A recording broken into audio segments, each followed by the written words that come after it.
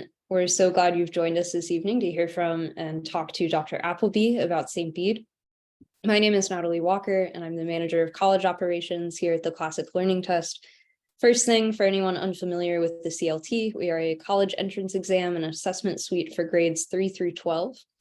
One thing that distinguishes the CLT as a test is its content. Most of the passages on any CLT exam come from our author bank. This is a list comprised of men and women who have contributed to the richness of philosophy and thought that we have inherited.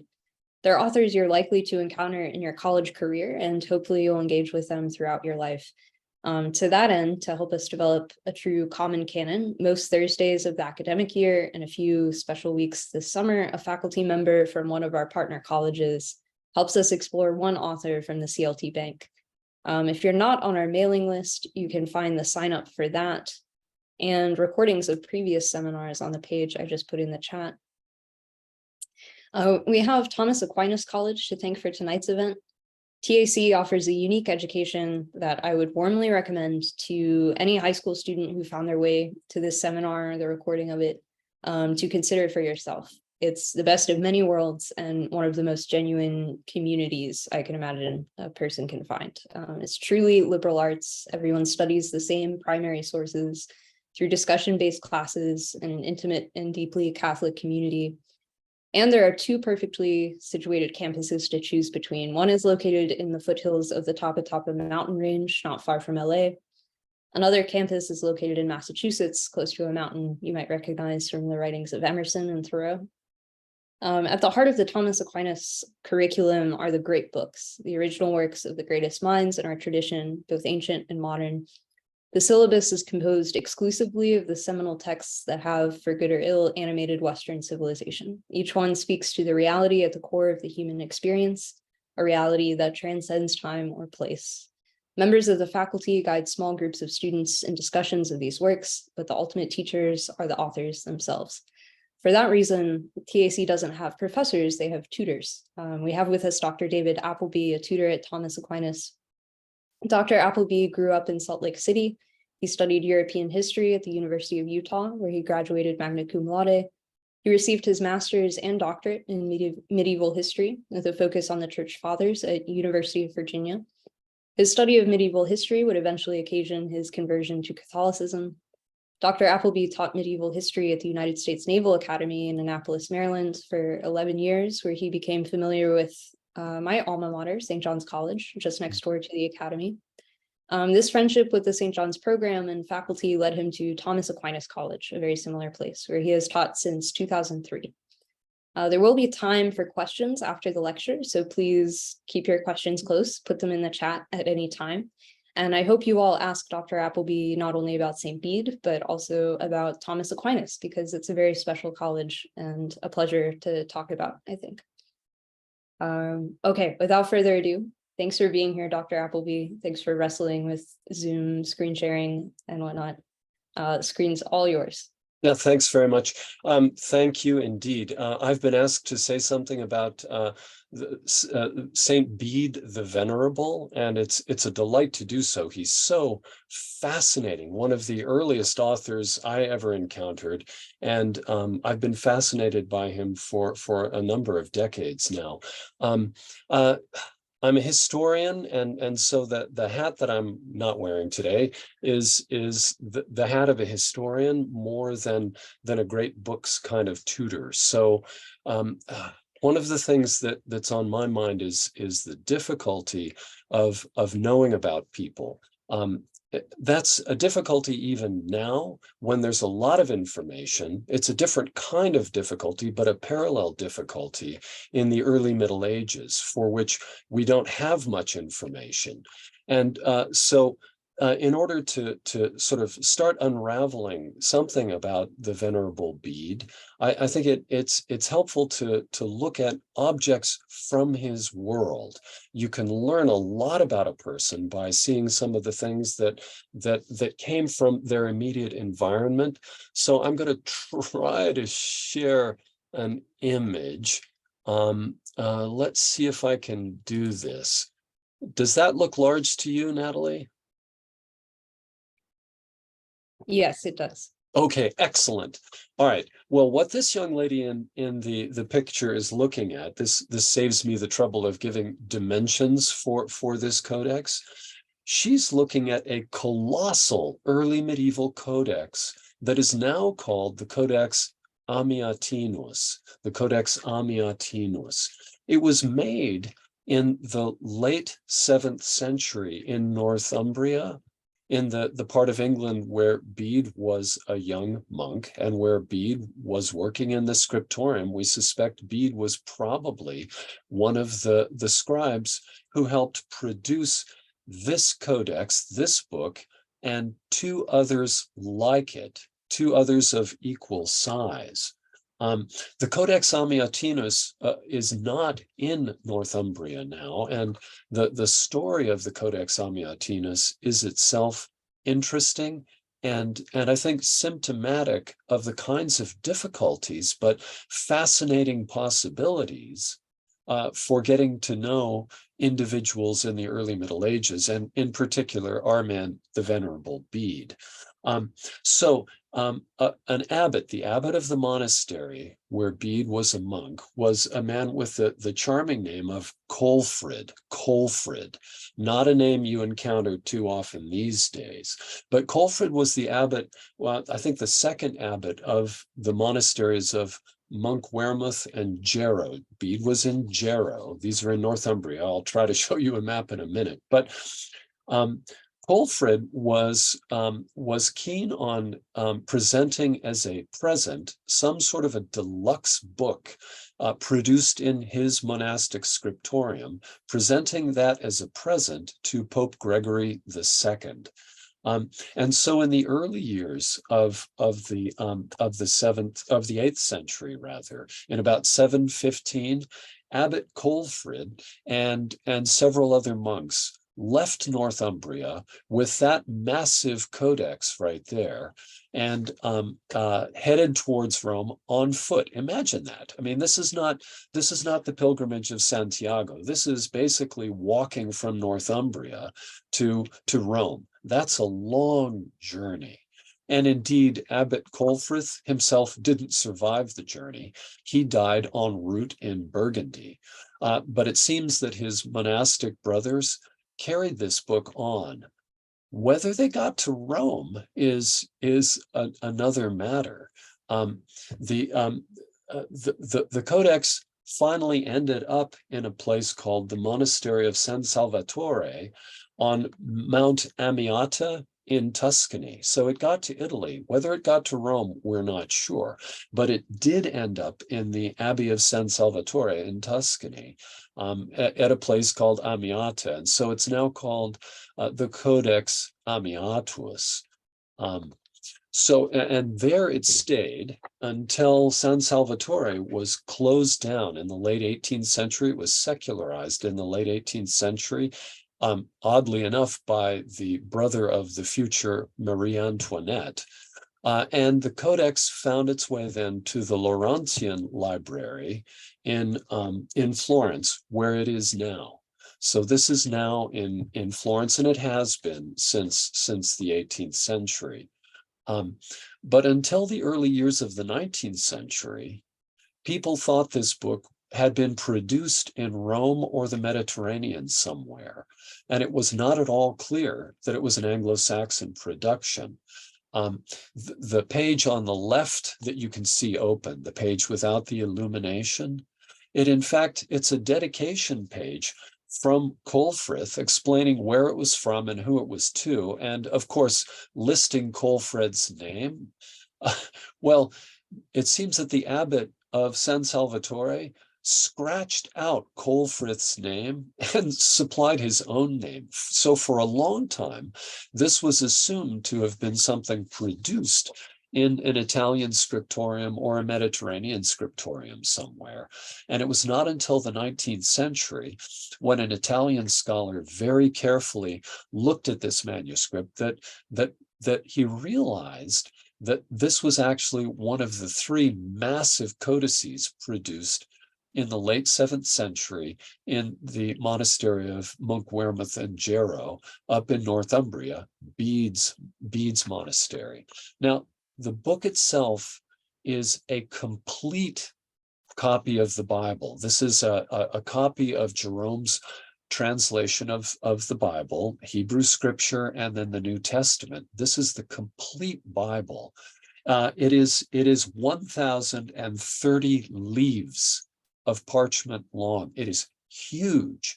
And there are a number of things to think about this, but if you think about 1,030 leaves, that is at least the skins of 515 calves. They were using calf skins.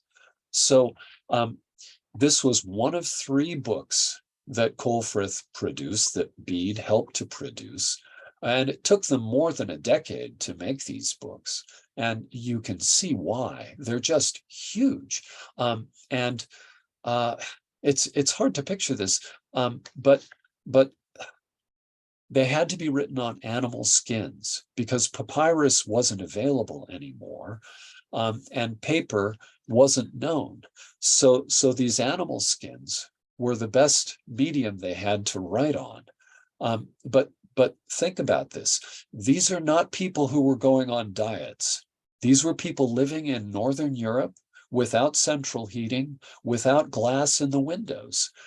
These were people writing in scriptoria where light was needed.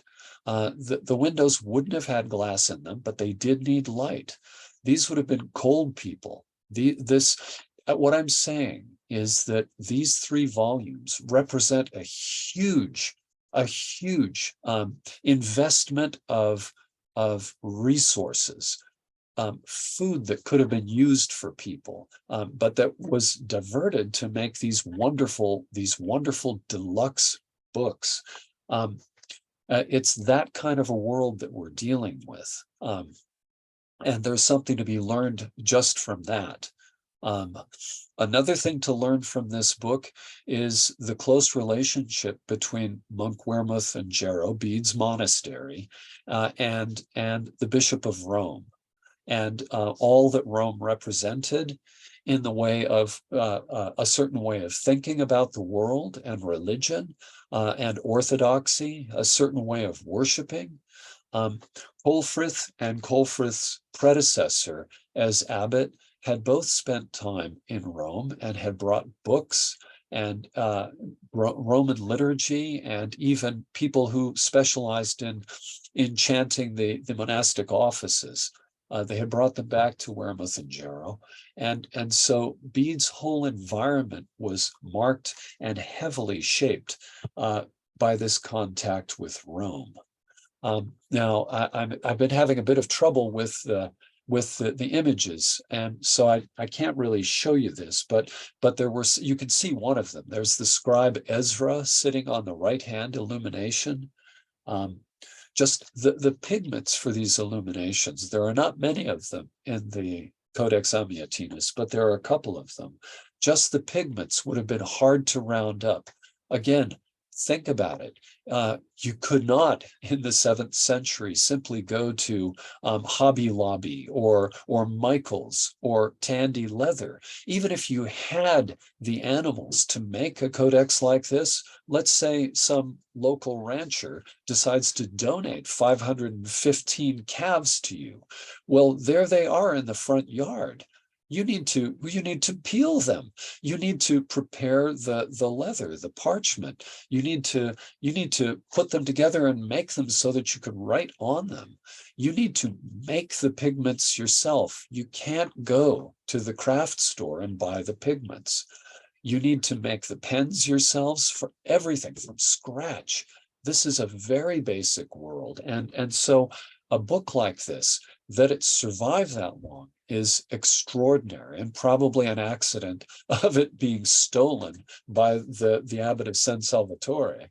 The other 2 books, well, one of them is missing altogether, and only fragments of the 3rd have survived, and that is, I think, in Northumbria even now. So there's a lot you can learn about Bede's world just from a manuscript like that. Okay, so I've mentioned the Roman contacts. I've mentioned the influence of Mediterranean civilization in this far-flung place. Um, okay, to say something about the monasteries themselves. Well, they're one monastery. First, it's Monk Wearmouth is on the River Wear. Oh, I wonder if I can possibly. All right, is that looking big to you? Yes, that looks great. Oh, nice. Wow. So there are miracles. If I can get it to, I'm not sure. Oh boy. Oh, there we go. So there's Wearmouth and Jarrow up on the River Wear in Northumbria. This is the northern part of England. That's where Bede lived. That's where his monasteries were. They're in ruins now because they were both sacked by the Vikings in the later 9th century. So 100 years or so after Bede's death, they were sacked. What can I say about this? Yeah, I mean, these English kingdoms, if you look at the map, so Mercia, Wessex, Sussex, Kent, East Anglia, Essex, and Northumbria, each one of which was divvied up into smaller holdings. Look, these had been England had been dominated by, look, England has always been a favorite destination for tourists. And all too often, they are long-haired Scandinavian tourists who rough up the locals and won't go home again after they've come there. Um, what I'm saying is that in the 5th century, when the Western Roman Empire was tottering and breaking into pieces, the people responsible for breaking off the English part of it um, were Danish settlers and people from the Danish peninsula who came to England and stayed and muscled their way in, the the pre-Germanic, the Celtic population into those green areas that are labeled Strathclyde and the Pictish area farther up north, and the areas of Gwynedd and Gwent and so the peninsula down below. So the green areas were held by Celts, but the other colored areas were held by Danes. Those are the people that Bede comes from. Bede is just a 7th century descendant of these Angles and Saxons, the Anglo-Saxons, who basically settled England and pushed the Celtic-speaking inhabitants to the extreme fringes of things. So, all right, Bede was born in the Northumbrian kingdom, probably close to Jarrow. And at the age of 7, he was given to the monastery as a child oblate.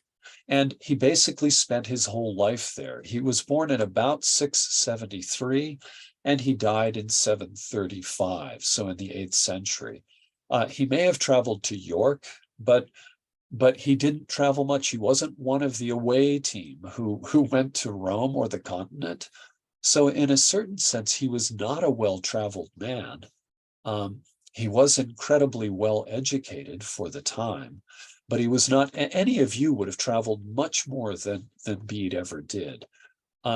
That's in part because as a monk, he had taken a vow of stability and a vow of poverty, but also, I mean, just the means of communication and the means of travel at the time were very limited compared to what they are now. There was no Hobby Lobby, there was no Michael's craft store, but there was no internet, there was no radio, there was no telephone. These people are living in terms of civilization at a far-flung periphery of the civilized world.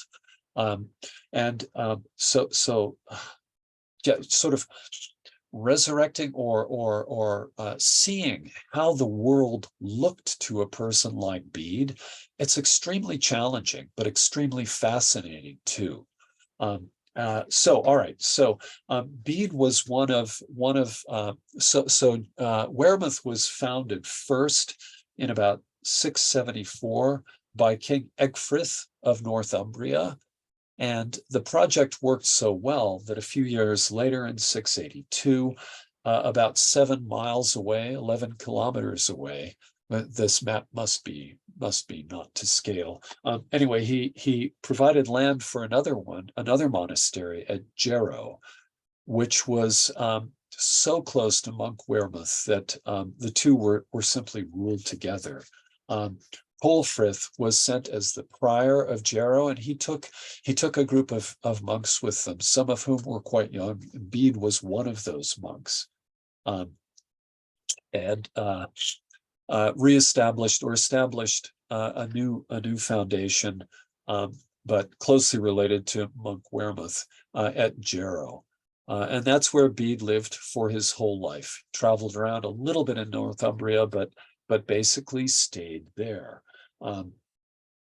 And he benefited from all of the books and the liturgy that had been imported from the continent and made available to the monks in his house.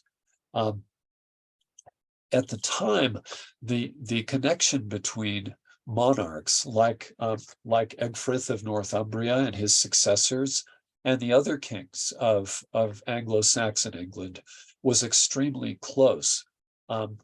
This was not, think about this. It was not a time of some kind of a separation of church and state. That was unknown.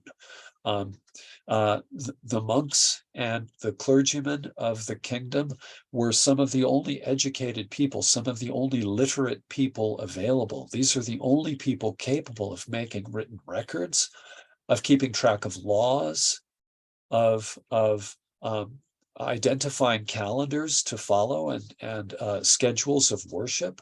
So you couldn't afford to turn your back on abbots and on bishops and on monks and on priests and on nuns, for that matter. These were the clergy and the religious were, many of them, from the most prominent aristocratic families of Anglo-Saxon England. And so they were working hand in hand with their secular counterparts. They were very much a part of the power structure in this land. And Bede comes from that world.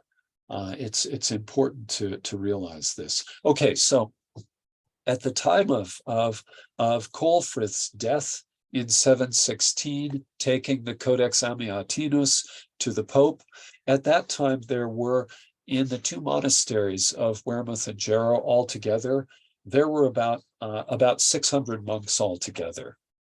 So this is a huge establishment. We're talking about 600 doesn't seem so many, but at the time, that's a huge number. And this is a huge and powerful economic establishment, as well as a spiritual and cultural powerhouse. Think about it. What the monks are doing is praying 7 times a day. They're devoting their lives to prayer, and then in their free time, they're copying books needed in the liturgy, but books of all sorts. And they're working very closely with the kings of Dara and Bernicia, and then the overall king of Northumbria. They're very closely allied with those people. So, all right, Bede is one of those monks. One of his, certainly his most famous and his best known work, the work you're apt to encounter, and which you should pick up and read because it's really fun, is called the Ecclesiastical History of the English People. He wrote this in about 730, 731, so just a few years before his own death in 735. And he dedicated it to King Ceolwulf of Northumbria. The king was named Ceolwulf, great name, one that I suggested we name our son, but my wife simply ignored that. But I like Ceolwulf. It's a long history written in Latin and divided into 5 books. It covers the history of England from Julius Caesar's invasion of the island in 55 BC down to the time when Bede was alive in the early 8th century. Yeah, it's the ecclesiastical history of England. So it's very interesting. It follows, it attends to the great ecclesiastical church and political events in those centuries, starting with the gradual Christianization of the Roman Britons before the collapse of the Western Roman Empire. So before the Angles and the Saxons showed up, there were certain inroads of Christianity in Roman Britain. People like St. Alban. There were some Christians in Britain even before the Angles and the Saxons showed up. But the real Christianization occurs only after the Danish invasions push all the Celtic inhabitants to the east and the north. The real Christianization occurs only after the late 6th century. When is it? 597, I think, when Pope Gregory I sends a man called Augustine, not that Augustine, not Saint Augustine of Hippo, but Augustine of Canterbury, sends Augustine of Canterbury to England to convert the Anglo-Saxons, which he starts to do, and the late 6th century and through the 7th century. Bede's history attends very closely to the gradual Christianization of the various Anglo-Saxon kings and princes and their followers. And that's one of the chief items on his list. Bede modeled the work, the ecclesiastical history, on another ecclesiastical history, the most famous and the archetypal ecclesiastical history of a man called Eusebius. Bishop Eusebius of Caesarea was the 4th century colleague and friend of the Emperor Constantine. Yes, Constantine, the Roman emperor who converted to Christianity and basically started to take the whole empire in the direction of his own Christian faith. So this will become a pattern, and Bede well illustrates the pattern being, namely, that there is no ruler, there's no Christian ruler who doesn't have a bishop or ecclesiastical advisors to work with him. That if you're going to be a Christian ruler, you need Christian scribes and Christian advisors for spiritual reasons, but also to publicize what you've done and to make a record of what you've done and to make sure that the record reads the way you want it to read. So Eusebius, who regarded Constantine as a sort of a new Moses leading the chosen people, Eusebius was very optimistic about the chances and the prospects of a Christian Roman Empire. And he writes an ecclesiastical history to explain how the empire became Christian, how we got to this golden age of Constantine, when instead of being persecuted by hostile pagans and a hostile power structure, Christians and the Christian church were in fact embraced by the power structure, and at least in Eusebius's view, God's plan for mankind in this world was fulfilled. Namely, the people in power become Christians. So Bede has access to that work, the ecclesiastical history of Eusebius, and basically sees his work in some ways as kind of an analog, if not a continuation of Eusebius's work. Eusebius had a kind of a schedule of themes that Eusebius pursued, things like heresy and orthodoxy, the writings of the church fathers, the great church councils that were held, things like the Council of Nicaea, held under the auspices of Constantine, the persecutions that the Christians had endured. Bede takes up many of those themes, and they're present and woven throughout his own ecclesiastical history, of the English people. Another model that Bede relied on was that of the Spanish priest Orosius. Orosius was a friend of the Augustine you know about, namely Augustine of Hippo. In the early 5th century, Augustine had asked Orosius to write a history of the world that illustrated the theme of providential guidance of events, and showed to try to show that pagan rulers had always had trouble, and that they had always gotten their comeuppance, and that the providential hand of God was visible in history, even in the earliest times. And so Orosius writes a history against the pagans, which is very much focused on showing and tracing the effects of divine retribution. People who cross the Christians or who are hostile to the chosen people eventually get what's coming to them. So that was another influence on Bede, and you can see that at work in Bede. So one of the main things that Bede attends to, as I've mentioned, is the gradual Christianization of the Anglo-Saxon kingdoms. And it was a slow and difficult process, and one that involved a fair amount of bloodshed. It was not an easy thing to Christianize Anglo-Saxon England. And he's aware of that, and he's very grateful to the people who made it happen. One episode that Bede reports that I find especially charming, and that is singular in the Christian literature, which is the only literature basically of the early medieval West, is a council meeting that occurred under the auspices and in the presence of King Edwin of Northumbria. Edwin of Northumbria had been contacted by a man called Paulinus, who was the first bishop of York.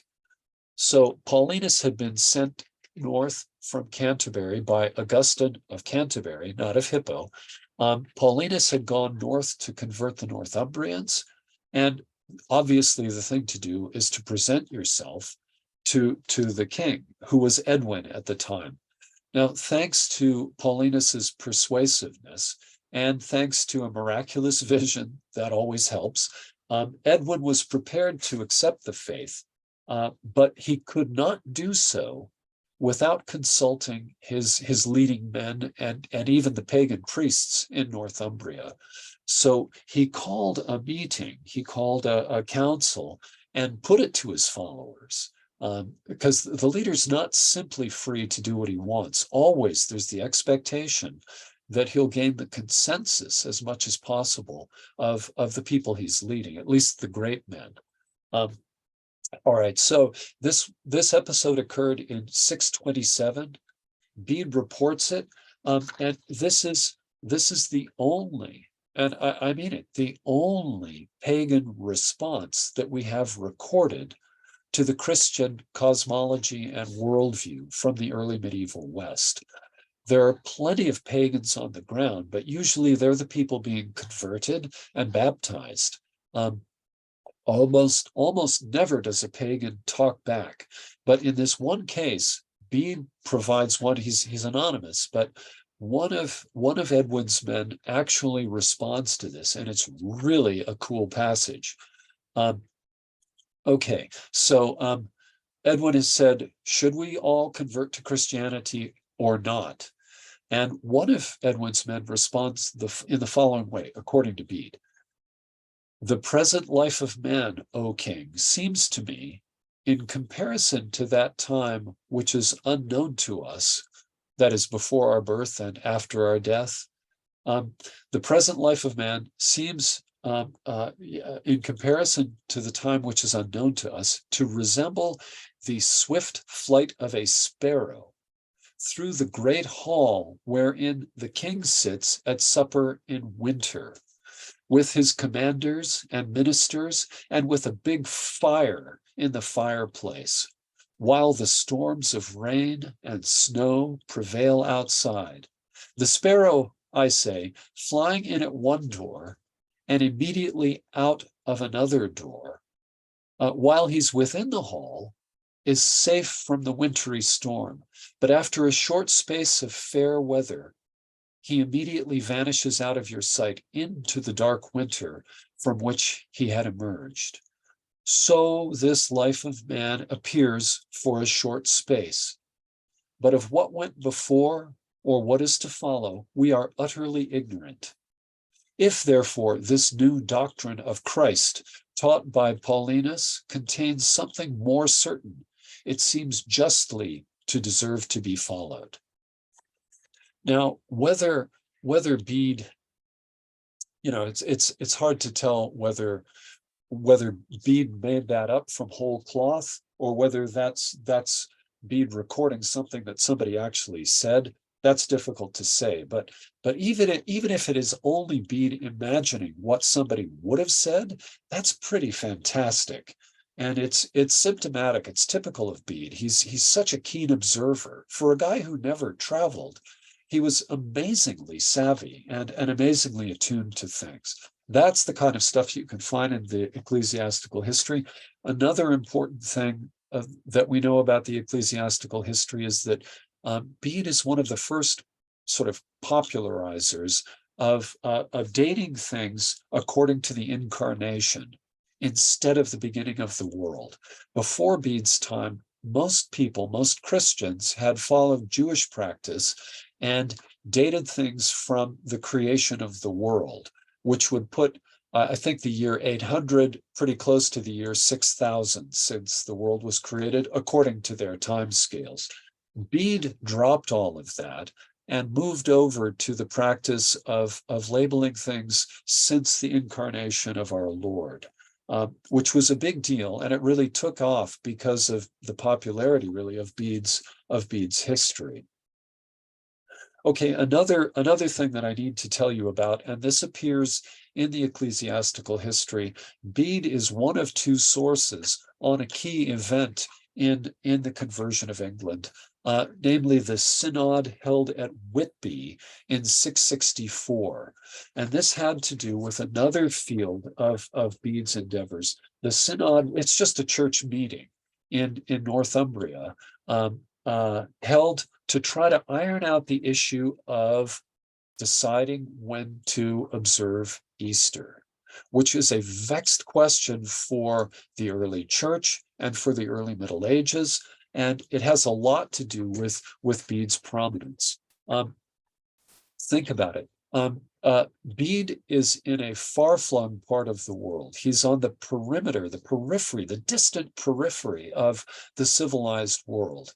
He knows about where other places are, but he doesn't know much about his own place. He's a long way off.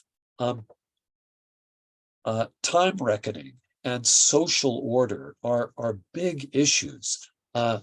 Having a calendar, again, we take for granted that you can go to Barnes and Noble, you can get online, you can look at a calendar, you can download a calendar, you can know what the date is, you can know when religious holidays are, even movable feasts. You can, it's pretty easy to iron that out. It was not easy in Bede's time. And other things were not easy too.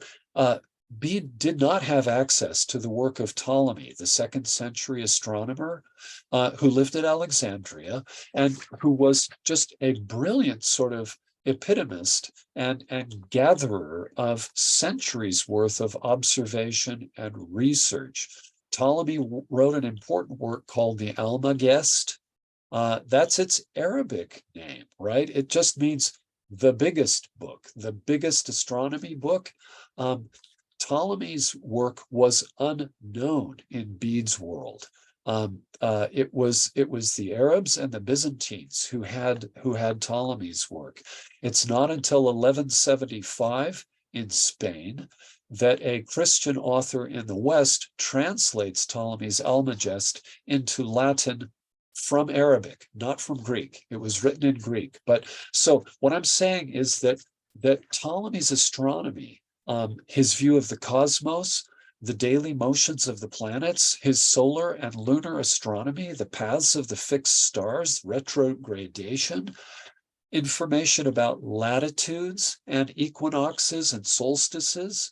All of that Bede did not have access to. And much of it Bede managed to kind of reinvent on his own. In particular, Bede made astronomical observations of his own to determine what latitude he was living at in Wearmouth and Jarrow, and also to try to figure out when the spring equinox was. And you have to do that because Passover is keyed to the spring equinox, and Easter is one way or another connected to the timing of Passover. So Bede wrote two important works on time reckoning and calendar making, one called On Times de Temporibus, and another longer, much longer one called De Tempore Ratione. These books were incredibly influential on the continent after Bede's death, and these really are some of his great contributions. So, in the history, Bede covers the synod at Whitby in 664. The synod at Whitby was called by King Oswy, another winner of a name, King Oswy of Northumbria, whose son was the king, one of the sub-kings in Northumbria, and the son had taken under his wing some of the Celtic monks from Iona, who had early on started their own Christianization of Northumbria from a different center far in the north. They had founded Lindisfarne Island, which was basically a Celtic enclave of monasticism and learning that was, I don't want to say competitive, but in some ways kind of in competition, in contrast to Wearmouth and Jarrow, which were Roman in their orientation. So it may seem like a small thing, but there were significant differences in the manner, the method of reckoning the timing of Easter between the Celtic monks and the Roman monks.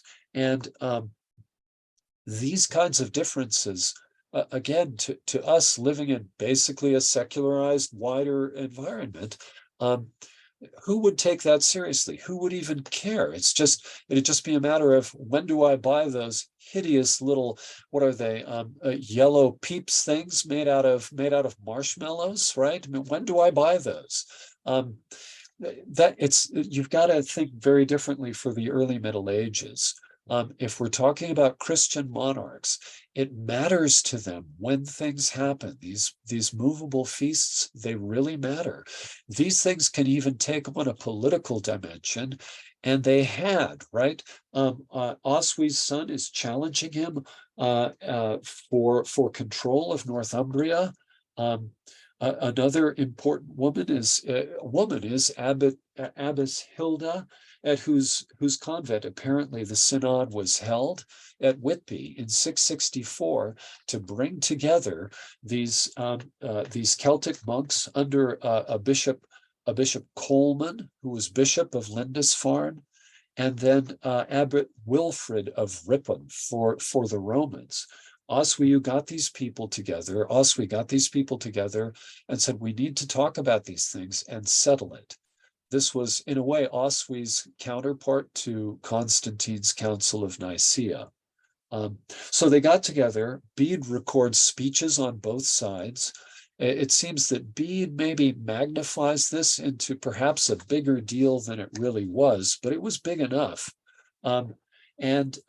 It's interesting, Bede points out that really Oswy basically decides that since Wilfrid of Ripon and the Romans have the support of the successors of St. Peter, we ought to go in that direction. And so the Celts are overruled, and the Roman system of dating Easter triumphs. Anyway, this was a perennial issue. That it wasn't, it was settled for Northumbria then, but the rest of England still fluctuated down until the later 8th century. We know that there are parts of southern England that are still using the Celtic reckoning of Easter, even despite, you know, the occurrence of Whitby in 664. Just a parenthetical note, and this kind of thing happens in retrospect. Whitby, in retrospect of the Reformation, Whitby has been depicted as a kind of a Roman church stomping out a sort of a national church, a kind of a Celtic church. And that seems hyperbolic. That's not something, that idea is a kind of a shading of the facts that reflects later perspectives and is not true to Bede's way of seeing things. So it's again, yeah, history is not just the facts. History is about the perspective from which you view the facts and the light in which you view the facts. And history is about trying to get in a frame of mind such that you can see the facts in a way that's kind of comparable to the way contemporaries saw those facts and those things happening around them. So, all right, the Synod of Whitby is a big deal. Chronology and calendar making are big deals. What can I say? The conversion of England, he's so fascinating. Bede was buried in his monastery. It's such a sweet thing. We're told that near his death, he asked to get out just a little box. It was all his worldly possessions. These people were so poor. And all he had at the end was a little bit of pepper. And it just seems so pathetic. And a tiny bit of incense and a couple of cloth napkins, which he gave to his friends. So, okay. And let's see. The Danes sacked Lindisfarne in 875. And as I've mentioned, they sacked Wearmouth and Yarrow a couple of generations after Bede's death. But Bede was incredibly important, even though the monastery didn't survive. The Normans, it's funny, themselves Reformed Vikings, now turned Christians. The Normans try to revive these monasteries, but it doesn't really work. By that time, culture and power structures had passed to episcopal sees and to bishops. And away from monks and abbots, but there were a number of Northumbrians and Anglo-Saxons who were either trained in Wearmouth and Jarrow or were influenced by the cultural renaissance that occurred in Wearmouth and Jarrow and who went to the continent. There was Willibrord during Bede's lifetime who went to Frisia and the Netherlands and converted the Dutch and made headway there. There was Boniface from Exeter, from South England, who lived down until 754 and is considered one of the apostles of the Germans. He was martyred by pirates in 754. But then above all, there was Alcuin of York, who went to Francia and took a whole bunch of books with him, including copies of Bede's works on time reckoning and Bede's calendar, which the Franks took on board and spread widely throughout the continent and turned basically Bede's learning into the standard on the continent. So it's weird how culture that takes root in a peripheral place can then, from the periphery, penetrate back towards the center and flower and grow into something really big. So no Charlemagne without Alcuin, no Alcuin without the Venerable Bede. So there's a lot of other things we could say. I probably am out of time. I doubt there are any questions, but it's just so pathetic how he dies, that he has so little to give, but he gives it to his friends. Yeah, it's not like us at all, right? We have garages full of stuff that will never see a car in them because we have so much junk. But he had a little bit of pepper, a little bit of incense, and a couple of cloth napkins. That's what he had to give. That's amazing. Also Yeah. considering that he touched and kind of participated in the creation of such a treasure too, on the other hand, with the codex. Yeah, yeah, Amazing. yeah.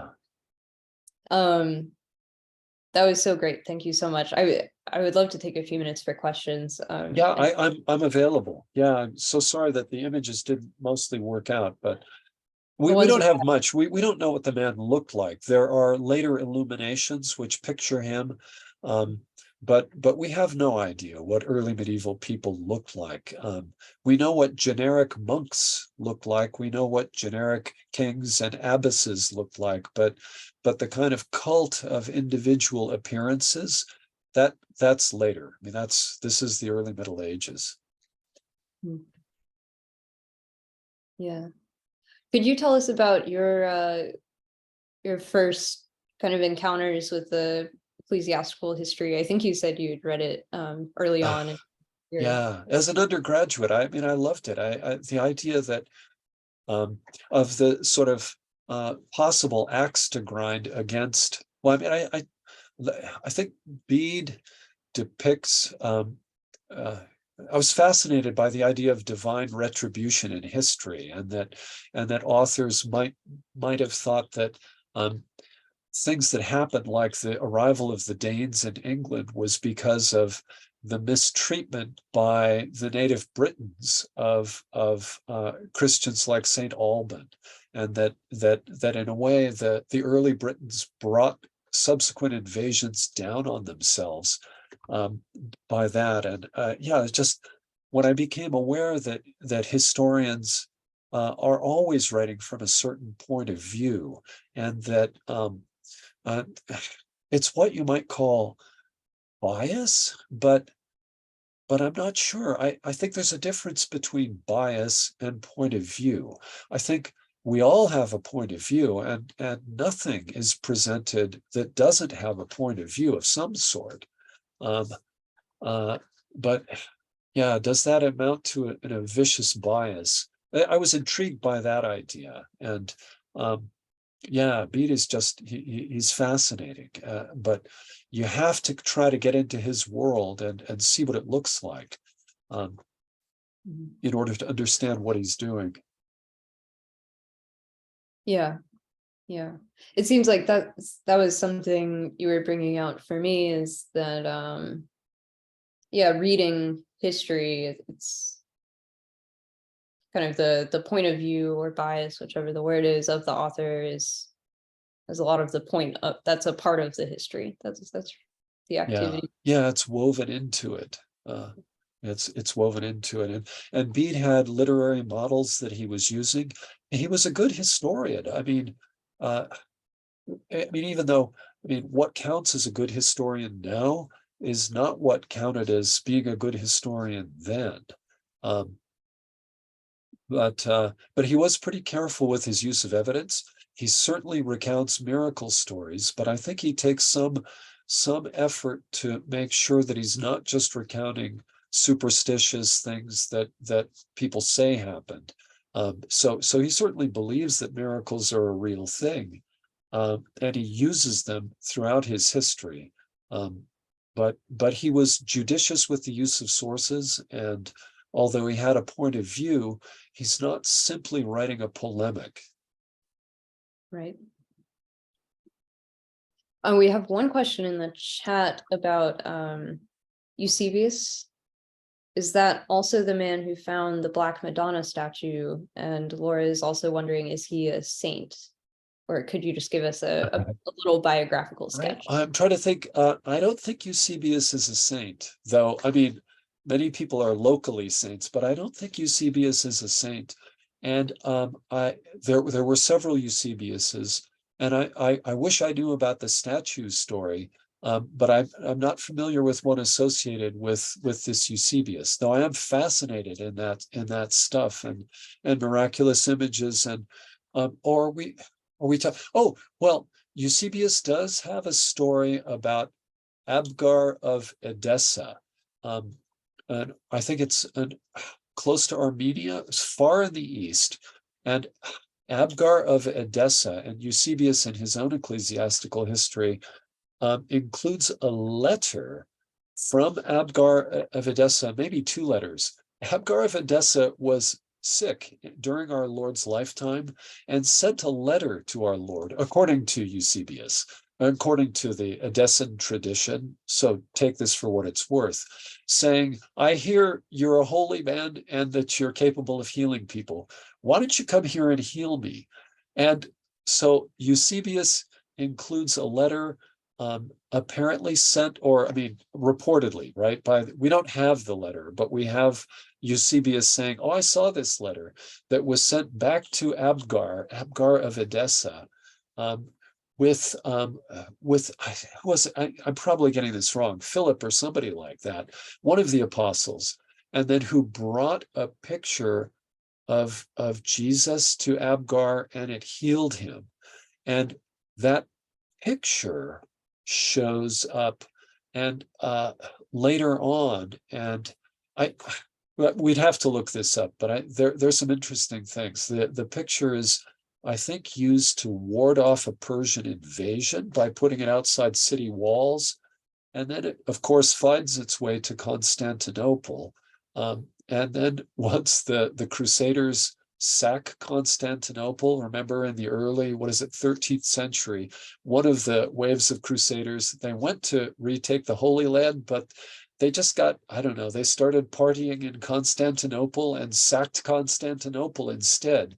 But that's why Venice is just full of holy relics and other treasures stolen from Constantinople. I think that the Abgar image went missing then. That's the only great image story I know associated with Eusebius. He's very interesting. He has a life of Constantine, and he has the ecclesiastical history. Anyway, but a 4th century friend of Constantine. Mhm. That's great. Thank you.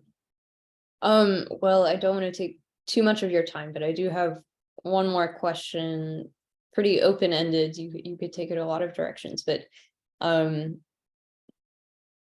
you've studied medieval history, you've immersed yourself in that, and you love it. I wanted to ask you, just for any tidbits you'd like to give us about the medieval kind of imagination, I guess, or what attracted you to those studies, and then perhaps how you're using them, or what your relationship to the medieval imagination is at Thomas Aquinas. Yeah, I mean, it's funny, for me, a lot of the pre-modern books that we study in the curriculum here are basically the books that the people I've studied as a historian would have assimilated deeply and would have influenced them. And one of the delights for me as a medieval historian coming to be a tutor here was getting a chance to assimilate those books in a way that people like Bede did. I mean, Bede didn't have Ptolemy, but he had a lot of other things. He had the St. Augustine that we read, and he knew it inside and out. And it's wonderful as a tutor to get to know those books inside and out, and see the way, or start to see a little bit better how those books would have affected the thinking of medieval people. Yeah, it also, it's useful to step outside oneself and to realize that other people, other readers have appropriated these great books, and they found treasures in them, and we can do that ourselves too. We can step outside ourselves and kind of liberate ourselves from our early 21st century American middle class surroundings, in order to try to think the way somebody thought in a Northumbrian monastery in the early 8th century, or to try to view things the way Eusebius would have. I mean, when Constantine converted and Christians stopped being on the endangered species list and instead were put into places of acceptance and prominence, and just how exciting that was for Eusebius and Constantine, and how optimistic they were, how they thought history is at its peak. This is what it's all about. This is what God wanted. But a few years later, Rome is sacked, and heresy is tearing the church apart. And St. Augustine looks at that and has a much more sober view of the Christian Roman Empire that we can learn from, so that the optimism of a Eusebius is tempered. I mean, Augustine is not sort of a cheerful guy.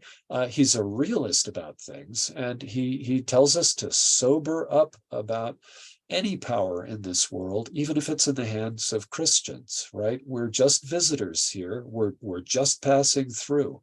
And so, yeah, Augustine can really help us. But I do think it always takes a real effort to try to see things. I mean, as students of the great books, we're reading the great books, not as historians, but as people who are just provisionally saying, okay, never mind when and why this person wrote. Let's focus on what this author is saying, and what the author thinks the author is doing, and the truth claims that the author is making. What sort of truth, and how securely do we have it from this author?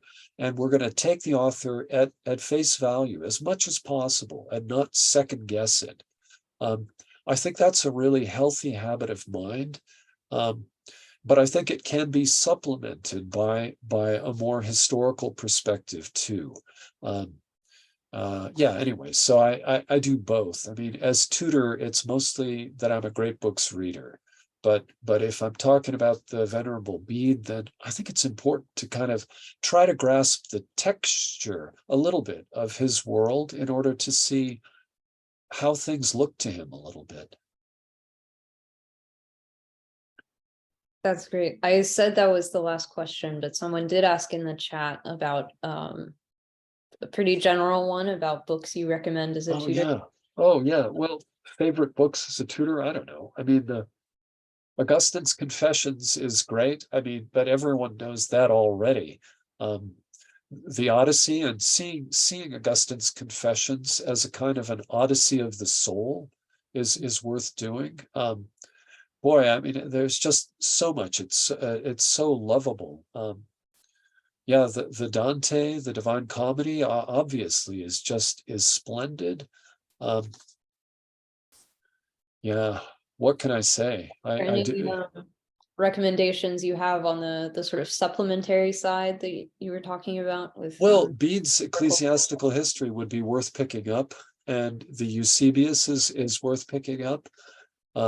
There's just a lot going on, and you can learn much from them. Yeah, the medieval Arthurian romances are great. Sir Gawain and the Green Knight is just splendid.